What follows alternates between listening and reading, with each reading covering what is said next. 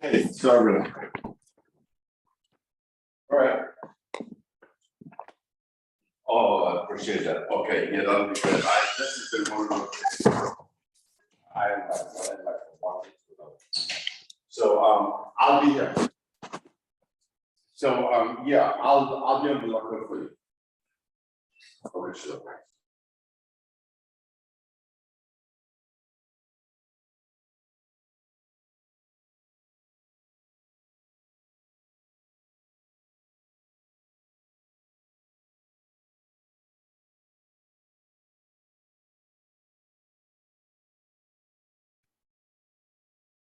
Hey, what's up?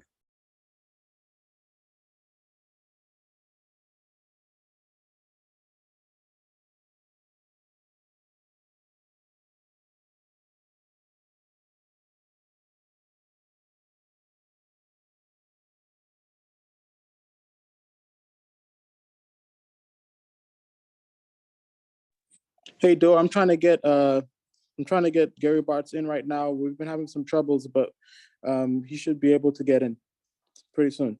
Yeah, right. Yeah.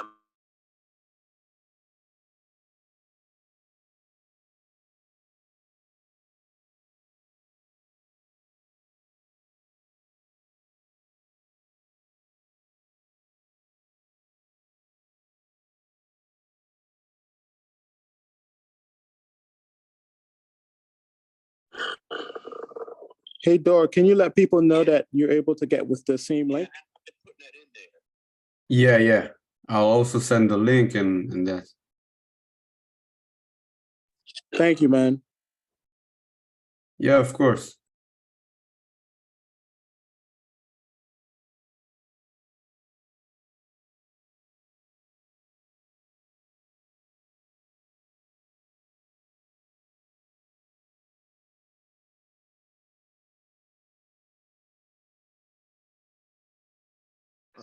Oh, I'm in. Perfect. Okay, I don't know what the hell happened. I don't know how it happened.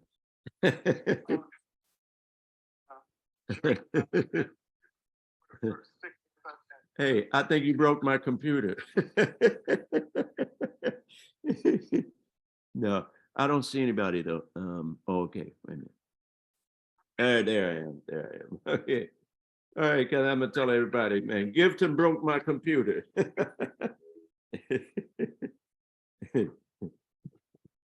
Okay. No, Can you see me here? I'm here. You should be able to see me now. Oh, man. How you doing? Okay, how you doing? Doing well, man. Thank you so much for going through this whole process. This has been crazy. I mean, this is one of the first times we've had this problem, but I think it's also because of my internet issues here too. I'm just able to get it to work.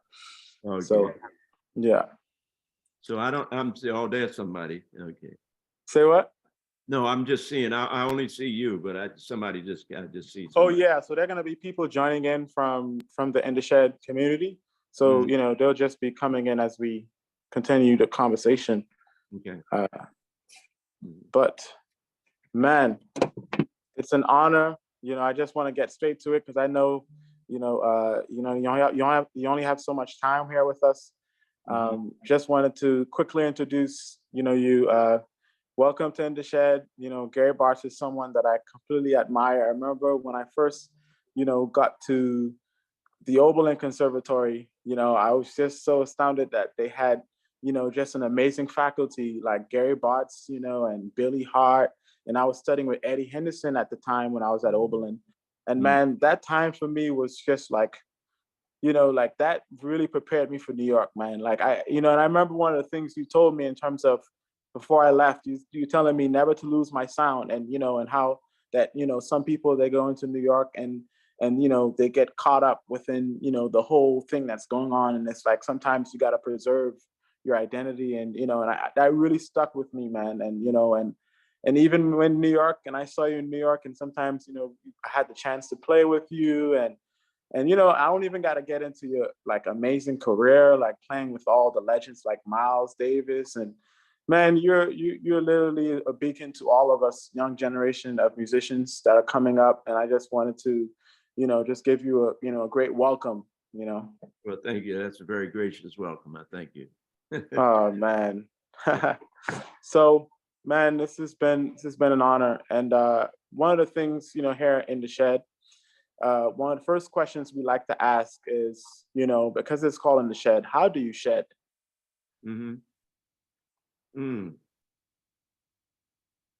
Well, for me, at this point, I'm shedding all the time, all the time, because I think one thing we haven't realized, or we might not, or many of us might not realize, is that listening.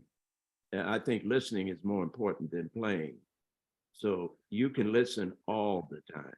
You can listen, even if you don't have a music, if you don't have headphones, you have your head.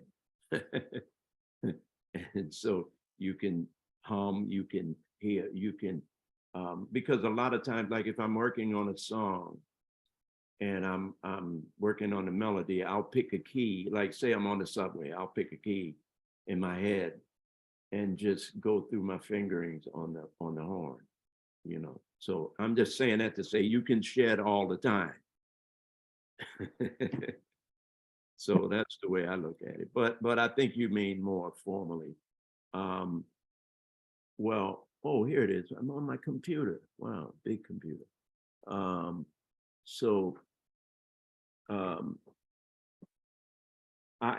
look at it like a work day is 8 hours a day. So a working musician should at least practice, I'd say 8 hours a day, especially if you don't have a gig that night. 8 hours a day is your work day. Let's see if I can put you on over here. I'm on my computer, but I see all you guys on the other computer. But anyway, so but yeah, 8 hours a day. So, and out of that 8 hours, half of that is gonna be what I call work in the gym, and that's my technique books. So I've got it like a file cabinets full of technique books. I used to practice with Eric Dolphy. We used to do. He found really go out looking for.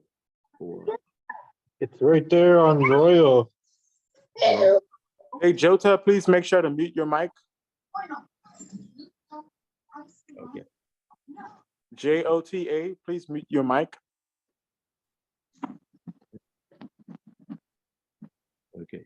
So Eric and I would go out and find duet, because there's no really hard duet books, at least not in those days, for saxophone. So we ended up with oboe books, and we found a Well-Tempered Clavier by Bach, Bach's Well-Tempered Clavier, and we used to practice this every week. Once a week, I'd go by his loft, So I mean, all the guys, that's what they do, in order to, if it's like, if you're an athlete, you don't just go out and play the game.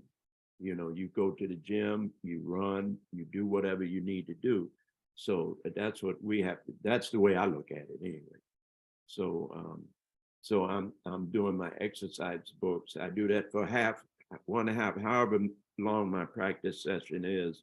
If it's 3 hours, I'll do 1.5 hours. But however long it is, if it's 5 hours, I'll do 2.5, but if it's 8, I'll do 4 hours of that, and then the other 4. And then some days I don't do that. Some days I just have fun and just put on some records and play along with them.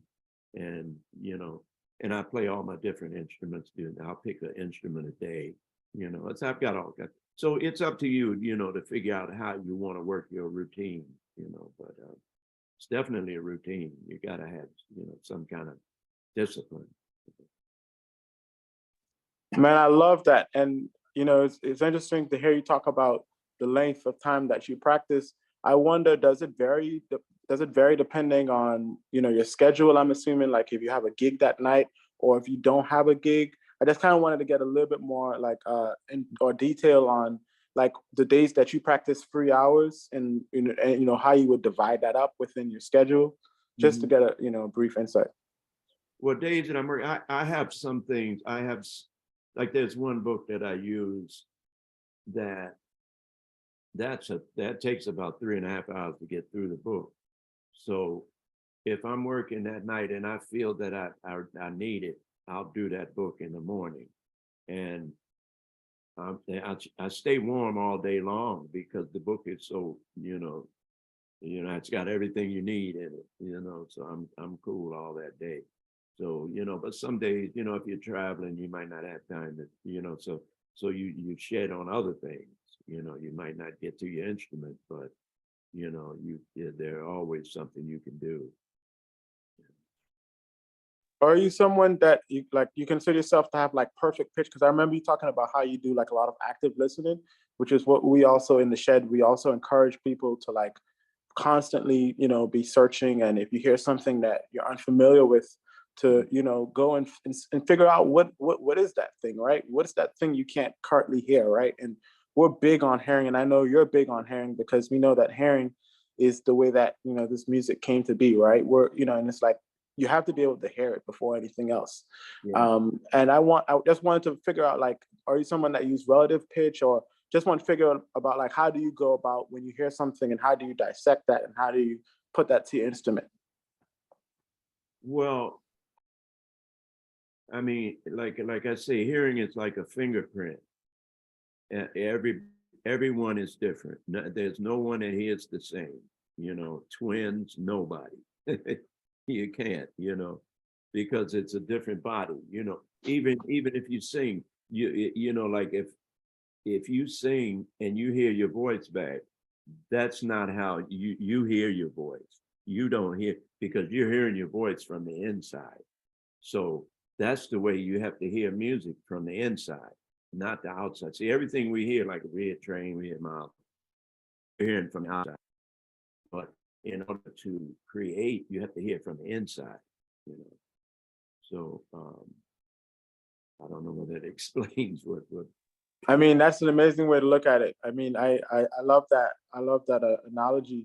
I wonder, like, because I'm someone that use like relative pitch, and sometimes I need like a note if I'm hearing a record, and I just need to know like what key it's in, and that way I then figure out like what intervals, I mean, not intervals, but like which notes they're playing in relationship to the key, right? And I'm trying to figure out like, how does that math work in your brain, like when you're playing along to something without your instrument. Yeah, well, see, because a singer doesn't have to hear. They can't play a note. They can't sing a note if they can't hear it. So they're almost, what is it, involuntary. We don't have to do that, especially the saxophone. Trumpet is a little different because you've only got 3 keys, so you have to hear better.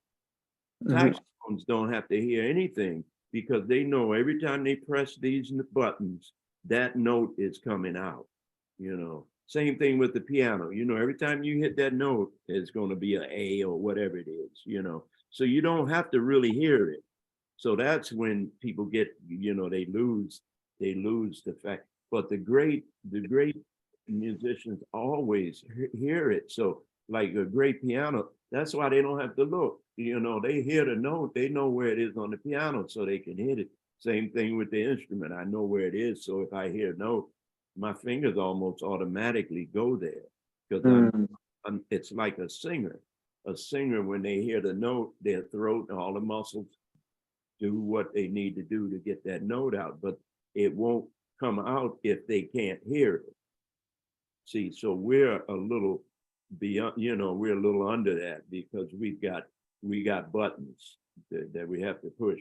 But what happens when you do it so long, they become just like hearing, so if you play I can hit it, so right on the horn. I just know where it is. I don't even have to think about it.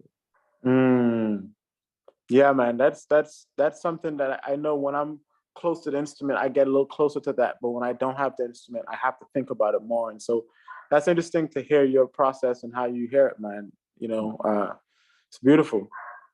I want to talk a little bit. I heard, and I think I put this little video. Somebody put a YouTube This little baby can't even walk. They were playing the piano, playing chords, playing a melody. Because when we're born, we have that.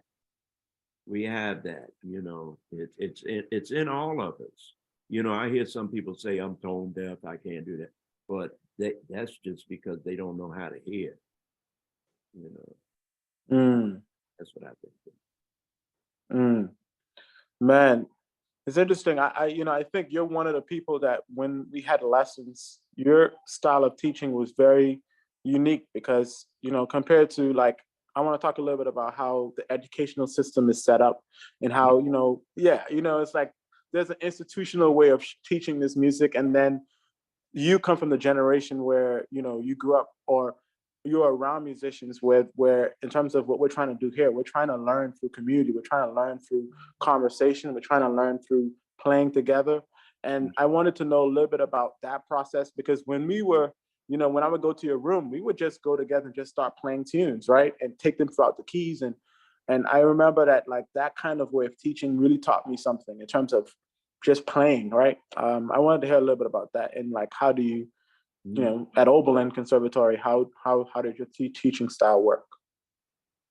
Well, I mean, we have to understand that we're living in a country that is using the European curriculum for the most part. So so the classical curriculum is more important than anything. So when they look at teaching music, they don't know the way we do it. So the only thing they can do is teach it like they know it. So they teach it like Europeans do, so they teach you how to read, they teach you to memorize chords. I mean, like I say, if you have to memorize chords, that means you can't hear it. And a chord is a sound. Sounds don't have names. They're sounds. That's a sound. They don't have a name. That's called, that's what it's called.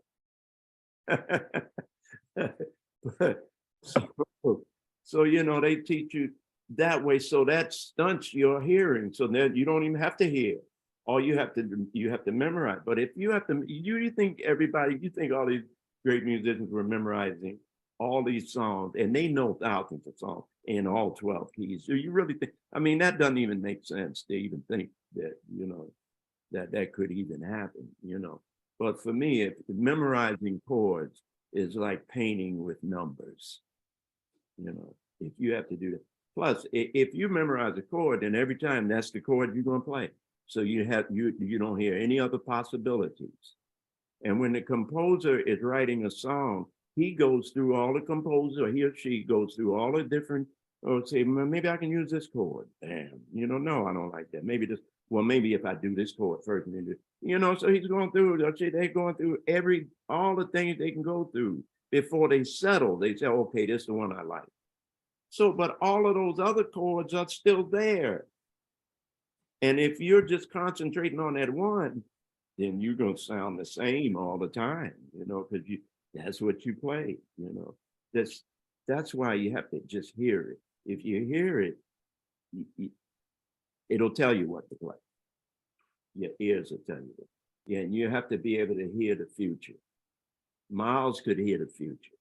He could hear the future further than anybody I know. I know a lot. Train could hear the future, but I mean, we all can hear the future, really, because I know a lot of times you'll be playing and you hear the drummer doing something and you say, okay, let me get ready, and you know what's going to happen, and then you get there. That's hearing the future. But that's what you have to hear in order to find yourself, because only you can hear that. And so you have to go there, Oh man, that's exactly what I'm talking about, because I do think that like sometimes people do think that it's something that you have to memorize, and sometimes people have to realize that like it's a guide, right? And it's not something that's set in stone, because the piano might play a voicing, right? Mm-hmm. Or the bass player might play a bass note in relationship to the chord, right? And it makes it feel completely different. than you've ever played it. So we never know what's going to happen until we actually play on the bandstand, until the moment actually occurs. So I appreciate you for sharing that, man, because I know for myself, in terms of when we were taking things through keys, right? For example, like how were we treating those relationships?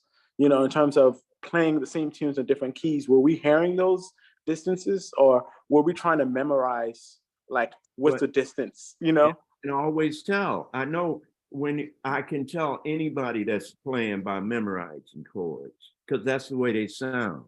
You know, that's see the process is an old musical process called theme and variations.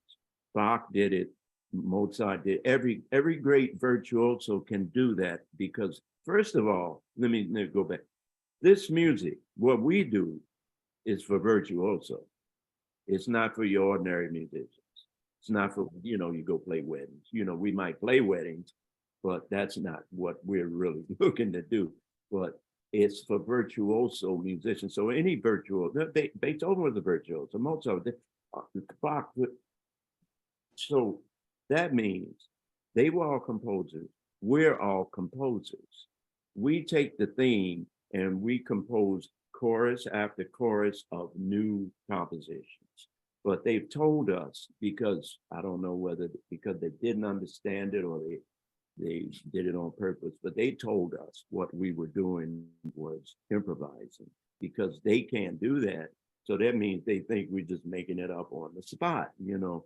But if you look up the word improvisation, it means unstudied, unprepared, don't know what, you know, so you got to make up something real quick, you know. So that's an insult to me to say that I'm composing.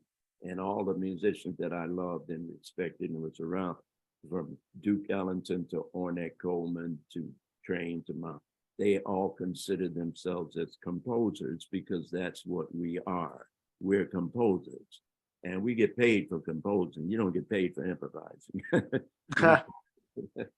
But you know, we have to think more like that. So if you're thinking like you're an improviser, then it doesn't matter what you do. You can just make up something. But when you're thinking like you're a composer, each solo of yours has a purpose. And if you listen to Train, Miles, you know, everybody, listen to the content, listen to the beginning, listen to the endings, listen to all of the peaks and things. They're thinking compositionally. They're not thinking improvisationally. The only time they have to improvise is when they make a mistake. And you very seldom would recognize that because they cover it up. You know, Miles was the only person you know, that knew he could hear your mistakes. That's how good he could hear. He could hear you. Because I heard him say more than once, I love your mistakes. Because then you hear how you hear what you do, you know, how you, oh, wow, you know, like that, you know. But that's why the listening is more important. You have to hear, you know, it's all good. If you can't hear, you know, there's nothing, you know, there's nothing. I love that, because I think something we also talk about here is composing in real time, which is what we're talking about, right? In terms of, So I'm gonna stop you, but to differentiate, composing is when you write it down. Informal composing is when we don't write it down. But I know a lot of people that take their informal compositions and write them down. So it's the same thing, really. But I'd say informal composition, you know, I mean, I'm showing, you know, I'm working on with some students now as the Sonny Rollins record. And I swear, it's like he just went and he got a record day to do. He said, oh, stuff, I got to go think. And the day of it sounds like he made up all the songs the day of the recording. and they were all great because we're composers. You can write a song right now, I bet you. I know I can. I can write a song at any time because I'm a composer. You know, but they look at it as improvising. I'm making up. No, I'm not making up anything. I'm composing. yeah, absolutely, man. And you know, to even further your point, man, because I do think that, yeah, it's at the end of the day, if you know, we prepare ourselves have the tools, right, to build the sense of the fundamentals, right, harmony, melody, and rhythm, to be able to compose at high levels, right, and in real time is what I consider to be like when the music is going and there's no, stopping and starting. In terms of that's what we do when we're like on the piano and we're figuring out this possibility compared to another possibility, right, and then when we're on the bandstand and we're playing in relationship to a time, that's what I consider to be like when we're composing in just real time and there's no stopping or starting, right? And so I do find that, musicians that build that ability to really compose and like find out other possibilities build the strongest sense of composing in real time, right? And so, and that's all building the airs, right? That's all, connected to building the airs. And so, man, I appreciate you making that difference between, or differentiating the difference between improvising and composing. It's so important that people know that, because it's sometimes it can kind of put the jazz situation and make people think that what we're doing is easy, and it's really not. Oh, they know it's not easy, but I mean, every solo, I have a plan. And every solo, and I got that from listening to Train, because Train had a plan every time he solo. Every solo of his was different. I got a bunch of examples, but to listen to him, it's amazing because his focus was like nobody else's I've ever known. He could focus on one, like for instance, Chasing the Train, Chasing the Train. I mean, when that first came out, man, we didn't know what to do. We're, oh my Lord, But that's as I studied it through the years, and I got a transcription of it from Andrew White. He transcribed all the Train solos, and when I went through it, I realized, man, Chasing the Train is based on one idea. One idea. So now that means a lot of things, but one thing it meant is that you have to listen in order to notice that. Now I heard Chasing the Train probably 100 times or more before I saw that transcription. And I didn't really hear that until I saw it. When I saw it, and then I realized that was during the time he was studying with Ornette Coleman. And that's what it sounds like, more Ornette Coleman, because he doesn't play a whole bunch of harmonic stuff. He is rhythmically, he was very diatonic through the whole piece. It's more like that. It wasn't a whole bunch of runs. He did a few, because you can't help it when you're composing like that, when you reach peaks. But I mean, it's amazing, man. So every solo that you compose, you shouldn't just start playing. I mean, that's just like somebody somewhere on a basketball court, and you just stand around, somebody throw you a ball and you just start playing. You're not really ready. You can play, but that's not the same as when you prepare. You say, okay, I'm gonna do this. Or even if it's take basketball and say, it's okay, today I'm gonna work on my crossover dribble, which I'll never do. But so each solo should have a plan. It took me 2 years to learn to understand how to start a solo. It took me 2 years to understand how to end a solo. So these things it takes a long time to learn how to compose on the spot.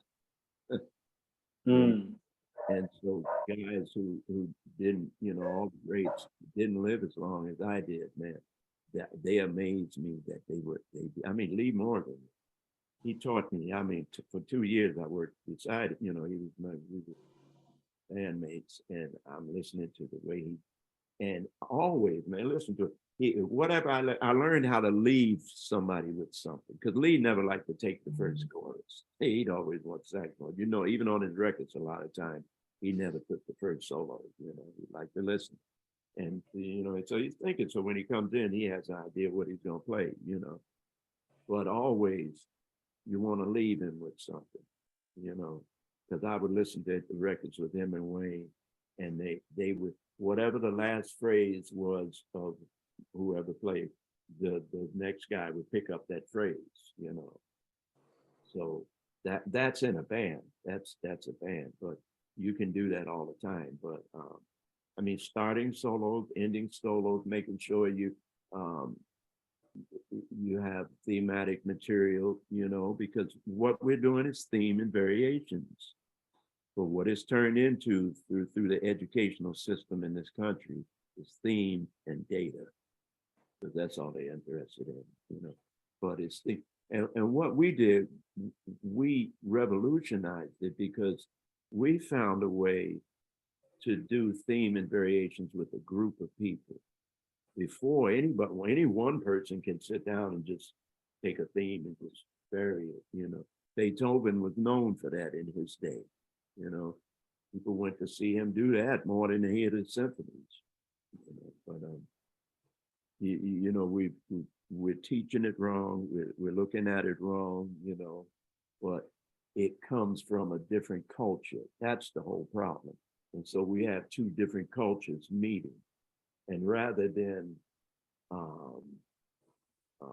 appreciate each other, you know, one side doesn't appreciate. Yeah, of course, we appreciate music because we're, you know, as an artist, music doesn't mean classical, jazz, country, doesn't mean anything other than music. That means pretty sounds, or sounds organized in a pleasing way. Because sounds are about us all. There's always music. You know, there's music right where I know there's music where you are. You're in the Bahamas. Exactly. So, yeah, so. Oh man, that's beautiful, man. To hear you talk about, we need to appreciate both sides, and yeah, there's some level of what is it? Like there's some level of tension, right, between the two in terms of the cultural ways that people look at the music. And I want to ask, in what ways can we start to appreciate both things and like incorporate that within the system we have right now? And I heard that you talk about the starting and the ending of solos. I heard you talk a little bit about how to end them. I want to hear a little bit more about how can we, you know, become better in terms of starting and ending our solos. But before we get there, I want to get a little bit more of how can we kind of appreciate the two cultural backgrounds coming together. Well, I don't think it's so much on our end because we understand what music is, and we don't think anything is greater than anything else, you know. So that the problem is not on our end because we utilize all of that, you know. And the great musicians in all, you know, so-called genres recognize that, you know, from Leonard Bernstein to, you know, Stravinsky, you know, who used to go see Charlie Parker, you know. I mean, so the great musicians understand it. We're dealing with a political system when you know, that's a different, because culturally, music is just a small part of the misunderstanding of cultures.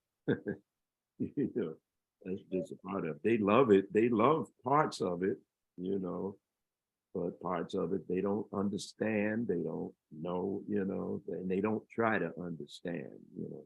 But I mean, but I hate to say this, but of all the countries I've been to, this is the dumbest country in the world.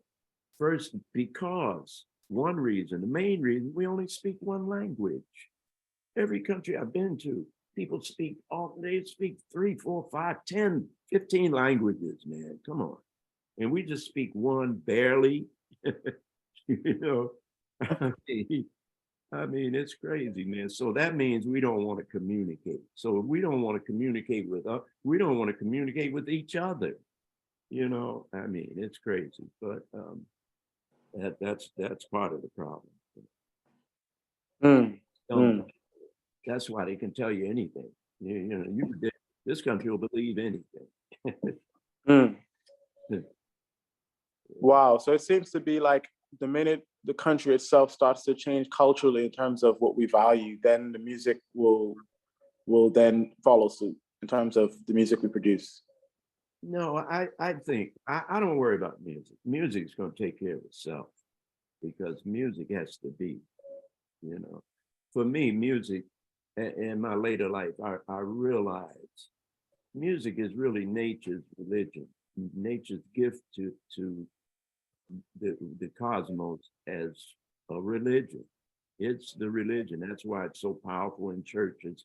Every church has to have it, you know, but it's, and in ancient times, the most powerful person next to the leader of the country or the tribe or whatever was the musician, the head musician. And because people, no one understands how they do that. They play me that sound. Can you play that again? Can you understand? You know, oh, I like that. So, you know, it has much power. That's why it had to be, you know, corrupted and taken over. Anything that can, you know, that powerful. I mean, that's too powerful. Man.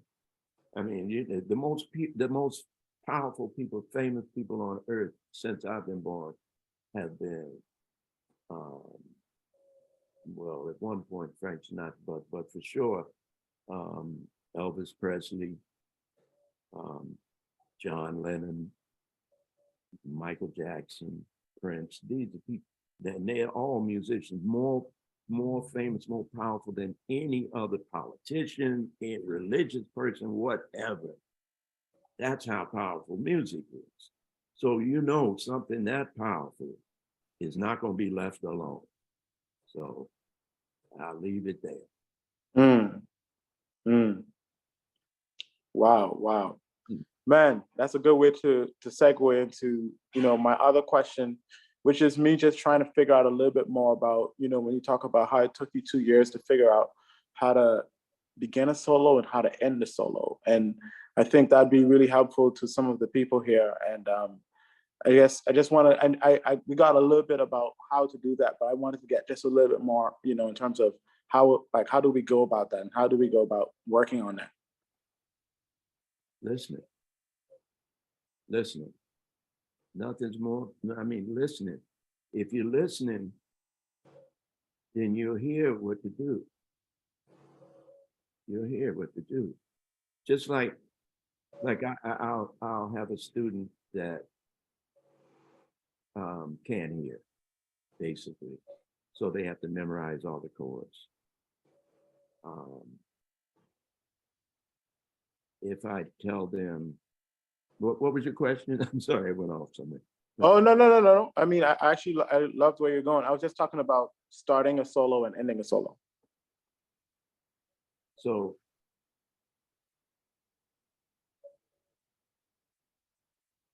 for instance, if I'm listening to a student playing chords on a song, that's why I go to different keys, because I know they're not going to memorize all these keys, you know. So then they have to listen and they understand how they have to listen, you know, and that they can hear. I can tell when somebody can hear just by going to another key, whether they can hear now, how good their ears are, you know.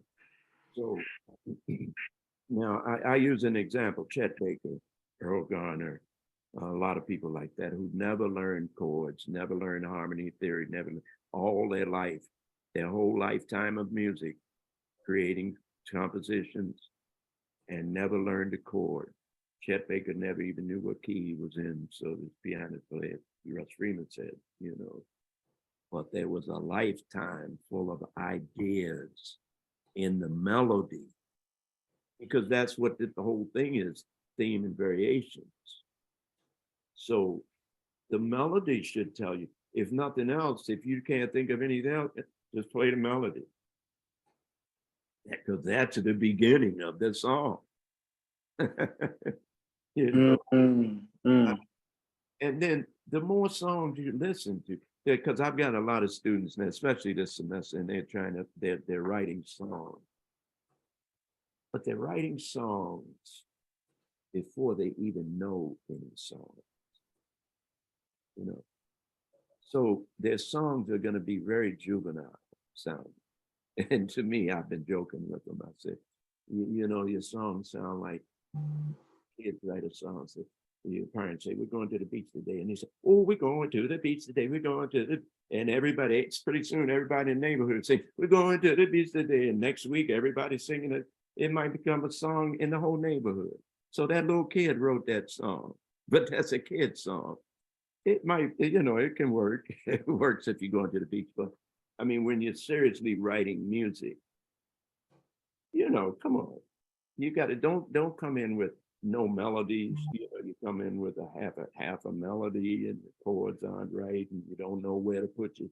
Well, I don't know whether it's a dominant seventh or a major seventh, so I'm gonna just leave it and let them figure it. You know, I mean, come on, man. You got to study composition, you know, and I guess I say that because I was a composition major. So that helped me. So every song I sing, I analyze before I even play it, you know. Before I even play a song, I know it because I've listened to it and figured it out in my head. So when I pick up my horn, all it's just a technical thing. But I learned songs not on the horn. You know, I finished learning them. And sometimes there's some songs I haven't learned yet, you know, and I thought that was a bad thing until I heard the story that it took Miles 2 years to learn around midnight. Last month, all the time, and every month was around us. He played it with Monk, and right, yeah. And Monk would say, no, not right, you know, until he finally played it right. So it takes, you know, so when I see students thinking they're gonna learn a song in one semester or write a song, and it took me 10 years to write one song. You know, these things take time. You know, I mean, and then I've written some songs right on the spot, so it can come either way. You know, so it's how hard you work. You know, but starting and ending, just if you just listen, you know, especially listen to the melodies. The melodies are starting and ending. You know, so, and it. But see, that's when they tell you you think you're improvising, so it doesn't matter. See, most people think it matters where you start or where you end. You know, they think you just end anywhere. And that's what they do, and that's what it sounds like, you know. But you see, you want the band, not only the audience, you want the band to know. They need to know when you're ending. You know, you don't want to end and they're not ready, you know, because it's a group. It's not just about you, but it's ultimately it's about the music. That's all. You have to leave your egos, you know, leave your egos at the door, you know, with the coat check girl, somebody. But it's all about the music. It's never about you. It shouldn't be. Wow, man. Thank you for that. Thank you for that. And I think before, you know, I wanna eventually get to when we talk a lot about your career and, you know, moments in your career that you feel like you'd like to share with us in terms of that taught you, you know, like a meaningful lesson. But you were just talking a little bit about composing, and you know, you're an amazing composer. And I just wanted to ask you, like, what's your composition process? We know we talked about composing on the spot, but in terms of when you're writing tunes and like, how do you go about that? Oh my goodness. It can, with me, I mean, with everybody, I think it's different, you know, because like Stravinsky, for instance, Stravinsky would wake up like 7 in the morning, you know, breakfast and mess around, starts composing at 9 a.m., finish at 5. That's what he did every day. People at Motown, I would watch them. Holland, Holland, they go up there, Ashford and Simpson, they had studios in the morning, 8 in the morning to 4, you know, they'd be in there all day. You know, Miles used to say about Gil Evans, you know, say, you seen Gil Evans lately? Miles would say, I think he's somewhere writing one bar.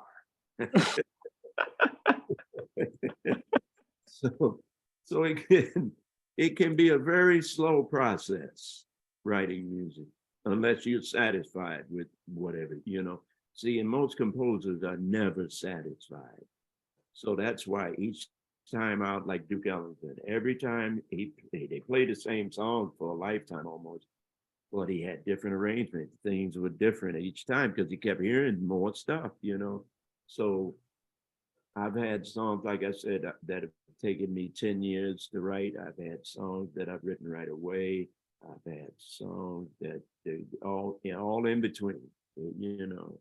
But I as a composer, I go through, because I'm mainly an informal composer, but I go through periods when I'm formally composing, like if I'm doing record states or something like that. You know, I'm more disciplined about it. But most of the time, I just you know, if I hear something, I start to write it, and then I'm on that, you know. And it's a fanatic, like I heard how Monk would do. Monk would start writing a song, and he was the same way, because we were Libras, maybe, I don't know what that has to do with it, but that's all he'd do. Like, he'd go from house to house to Mary Lou Williams' house all night, playing it on her piano, same song, you know, trying to figure it out. You know, you might play it 2,000 times before you figure it out, you know, exactly what it might be. One note that you say, I know that note's right. Keep going till I find that note, and you keep going, and then you might realize, well, it's not. In order to make that note that you want right, you got to do something earlier. You know, I mean, it's a long process. So Mm. yeah. For a song like News Year's Poem, was that written melody first, or do you consider yourself someone that write all three parts in terms of harmony, melody, and rhythm all together? that melody came first on that. Usually the melodies come first for me. Sometimes it's different, but like, I mean, like Train, I was amazed to find out that all up until the Crescent album, he wrote chords first. Mm. 9 Steps, Moment's Notice, Needed, you know, all those songs, he was writing chords first, mainly, you know, mainly up until Crescent, and then he started writing the melody. But no, Nucha's Poem, I had that melody, and I kept, you know, because a lot of times I have melodies and I don't know what to do with them, you know, and I kept playing it and kept messing around. And finally one day I said, you know, you finally say, okay, it's time to do something with it. I really like it, because you might not say, you might not ever do anything with it. Have melodies, and this melody might prop up in a solo or something, but this one I like that melody. So I sat down and started harmonizing, working on how I wanted it, you know. And then I heard the bass line, but one of the first things I do after I have a song, after I have the melody and I kind of lay it down, I want to think of a bass line. I want to write a bass line. Always write my bass lines. They might change, but I have a bass line to work with. Same thing with, I want drums to work. I'll do all kinds. I mean, composing, man. I'll put it in. I'll make it as a ballad. When I found out Monk wrote every song at the same tempo. Basically, every song he wrote, including Around Midnight, everything he wrote was basically the same tempo.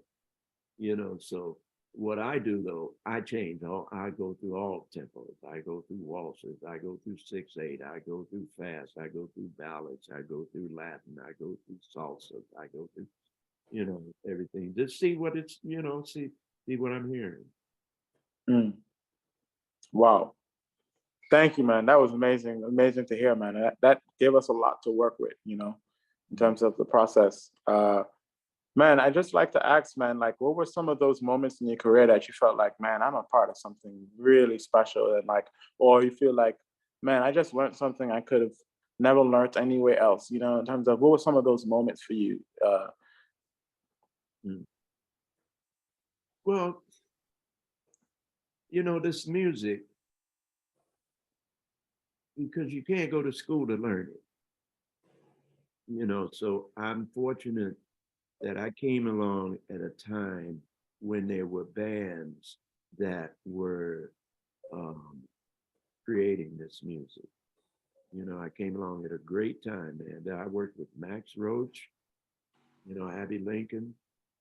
I worked with Art Blakey, you know, Lee Morgan. I worked with Miles. I've worked with, and they had all had their history. You know, for me, I worked with Mingus. At first, my connection was, wow, I've worked with everybody that worked with Charlie Parker. All my heroes, you know, that worked with Charlie Parker. You know, Dizzy Gillespie, I worked with Dizzy, you know. And I realized that, because I'm writing a song now about this, is passed on. That's the way. So that's why, our schools are our griots and our mentors. That's our schools. So I was fortunate to be able to learn from them and to be around that Art Taylors and, Walter Davis Jr.'s, the Clifford Jordans, I mean, I was fortunate, man. Benny Carter, I was, Ahmed Jamal, who we just lost, Wayne, who Lee Morgan, and, he said, Gary, I want you to hear the saxophone player. So I took my horn, he had a gig over in Newark. I took my horn over there. Man, the first solo he took, I was trying to sell my horn, man. Oh, man. But it's so many moments, I mean, I can't pinpoint. It's just, I just feel grateful that I came along at a time when, because I call that the golden time, the golden era of this music. I came along at that time and was associated and learned from a lot of them. And that's the way they learned it from before them. The used to say, when they call Pops, Paul Whiteman, his nickname was Pops.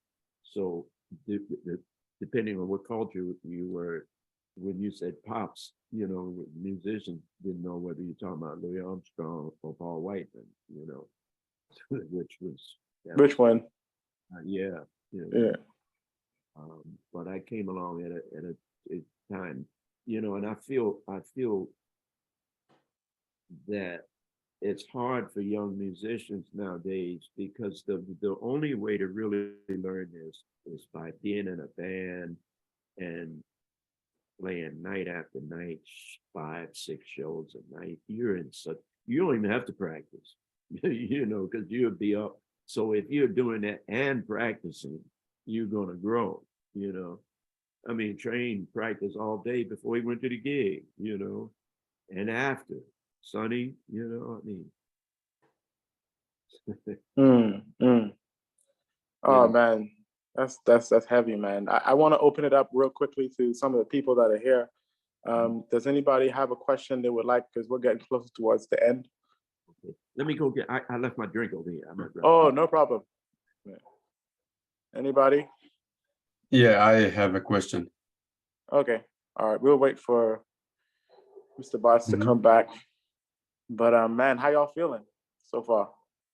Wow, that's amazing. Like I waited to hear from him like a lot of time, and like he's like I really like admire this. Like he's a legend. Absolutely. Now we're gonna be able to for people that came here later, give y'all the archives of the recording. But yeah, what was your question though? Yeah, first of all, I wanted to say that I really like hearing your music, Gary, and especially the record Libra. And my question is, what is your message to the young generation of jazz, and how can we like make a role with the careers of the torch?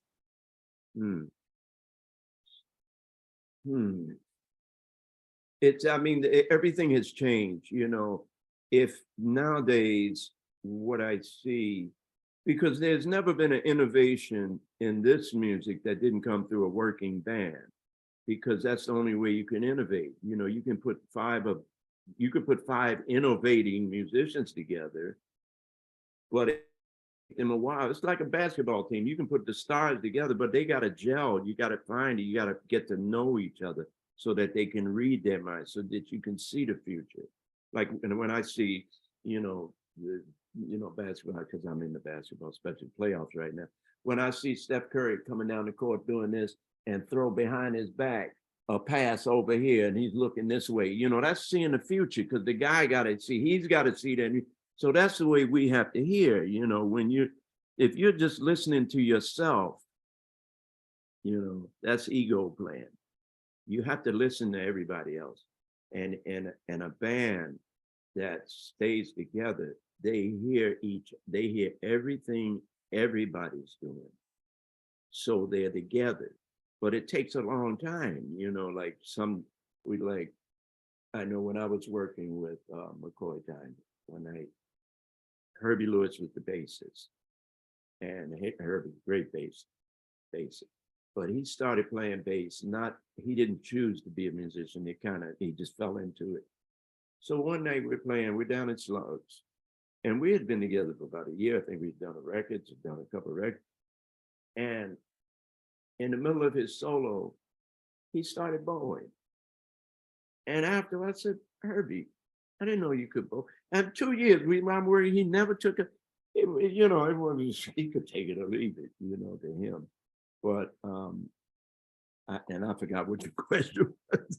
I think it had to do with musicians and bands. How can you survive during this time period? Probably the best way, if you can start a band, or if you're in a band that's a good band, try to stay with it. And, you know, because I mean, in my day, I would buy Max Roach records, I'd buy Art Blakey records, I'd buy Miles, I'd buy everybody's records, hard silver, and learn every song on the record. They didn't have real books, they didn't have nothing. We had to do it by ears. So I learned every song. So in case I was there, you know, and they needed somebody, or that I heard that when I joined Art Blakey, we never rehearsed. I never had a rehearsal with Art Blakey. I worked with him 2 years. Never had. I had one rehearsal with Miles Davis. One rehearsal. That was before we went on, you know, started playing. I had, let's see, with Max, we would rehearse because we would rehearse, especially for record dates. Who else? McCoy, we never rehearsed. We rehearsed for record dates. But every other band, you know, most bands, they bring the song in and you learn it because that's what we do. We're here, you know. So I think one of your questions had to do with that. That would have been my answer, is just to listen. You know, the more you listen, you can't listen enough. You cannot listen enough. It's so much to listen to, especially nowadays, man. I'm finding things, wow, never thought of, and even videos of it, you know. And playing along with records, realize when you're playing along with a record, you're actually playing along with those guys. You see how they feel, you know, you get their groove, you see it. And I know because I played with them, and I get that same feeling. I said, what? You know, I'd say, that's Max, you know, I know how that, you know, you see the groove, you see how they feel in this. And we've got all of this. We've got all of this. And don't seem to be taking as much advantage of it as we should be. You know, listening to play-alongs are good, you know, but you know, those for me, they were out and still are my play-alongs. You know. I mean, shoot, I'm sitting up here playing with Train and Miles. You kidding me? Love that. Love that. Anybody else have a question? No one else? They're shy. It's a group of them here. Mm-hmm. It's funny because right now the Lakers and the Warriors are going against each other, and I'm going for the Lakers, and I'm assuming you're going for the Warriors. I'm kind of, you know, I'm divided. You're divided? Yeah. But I mean, you're in the Bay Area, right? I am, yeah. I like the Knicks too. I like Miami. I didn't like the Grizzlies. It was time for them to go. Actually, I do like the Grizzlies. Yeah. Man, so are you going mostly for Warriors or just like? I guess I don't know who I'm going for yet. Got you. but when you watch basketball, you find inspiration from that, and you find it like connections to music, as you were saying earlier. Like, Yeah, I do with athletics. I mean, boxing. I mean, you know, I know a lot of, especially early musicians were boxing. Like KD was a boxer. I know Miles went to. I used to go to boxing matches with Miles because he'd get tickets. Because his trainer, you know, he'd go to the gym all the time. We'd go to the arena. And music to me is a lot like boxing because it's so, you got to think so quick. You know, you got to think quick. Red Garland with the boxing, you know. Yeah, but I look at sports, you know, like it's in a way it's close to music. I know Lee Morgan said something to me one time. He's because you know we were talking about sports, and he was saying, well, the good thing about musicians, you know, is that we get better with age, whereas as athletes they deteriorate. You know, they have a shelf life. You know. Yeah, that's a toss up. Yeah.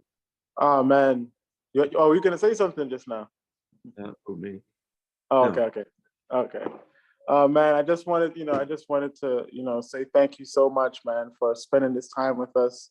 We greatly appreciate your time and for you sharing like us with such like amazing information. You know, I always like all the conversations we used to have in terms of, at Oberlin, like I just wanted to find a space to share that with other young artists and create a resource for them. And I'm happy that you chose to spend your time with us because, next time we come here, we want to make a lot more creative ways for you to, yeah. Let me say, if we're getting ready to close. Yeah, but I'm just, yeah, you got it. No, I was going to say, please don't let me see you with music stands. Yes. Don't let me see, because when I see you with music stands, that means the European culture is winning.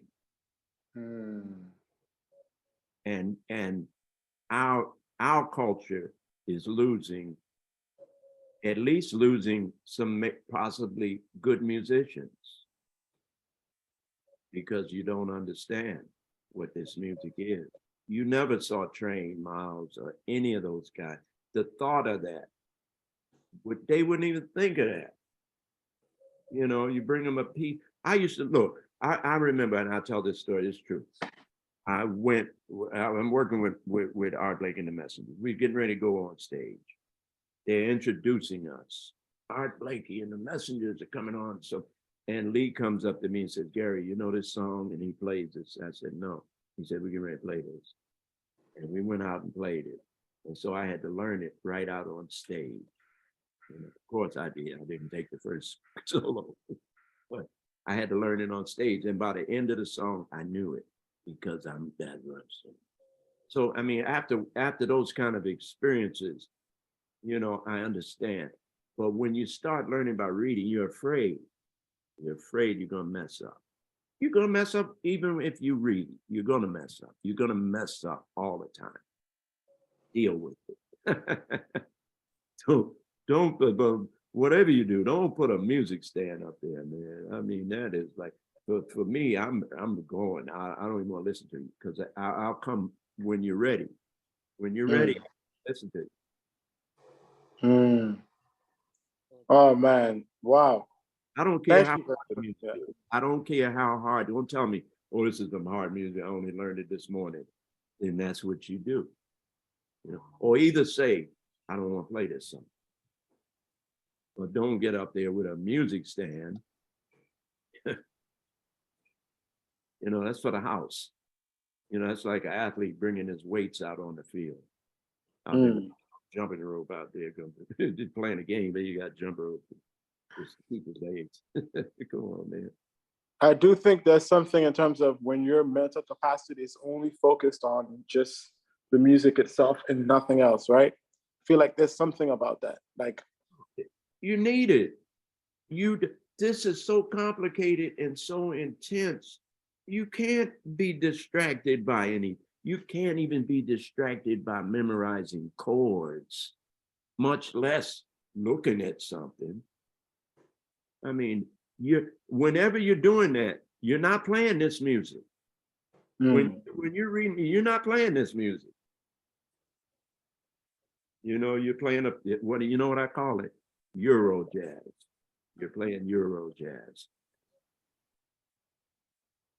You know, I mean, this is from our culture, man. This is a cultural thing.